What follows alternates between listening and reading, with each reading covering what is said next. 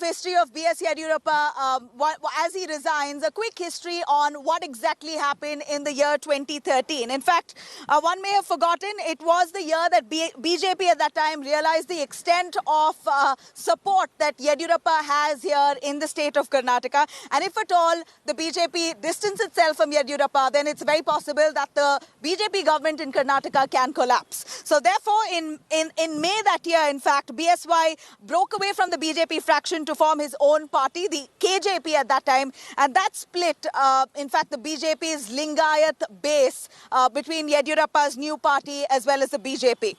Let's take you through a little bit of that history.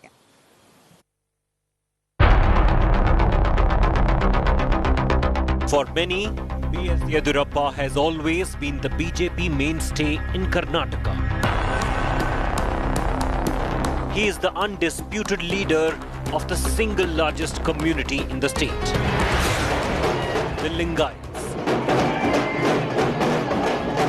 The Lingayats, comprising 17% plus 6 crore plus population, helped the BJP secure 110 seats in the 224-member state assembly in 2008.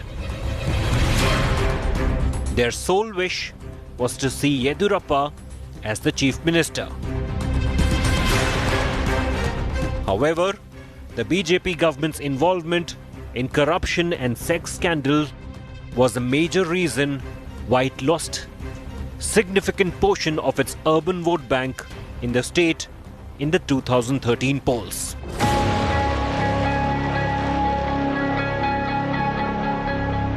While one minister was accused of rape, 2 others were caught watching porn on the floor of the Legislative Assembly.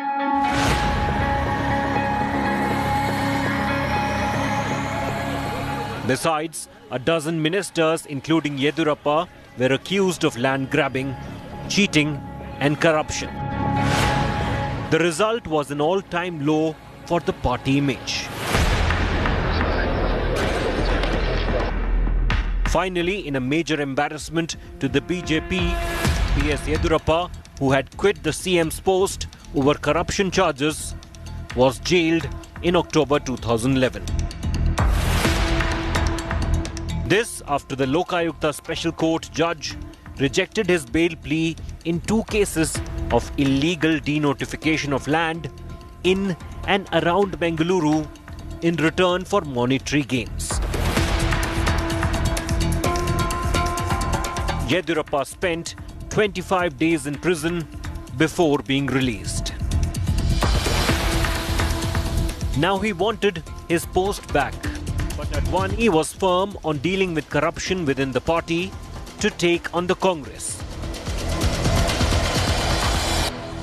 Then, in December 2012, B.S. Yediyurappa walked away from the BJP after his plans to become chief minister or party chief were opposed by L.K. Advani.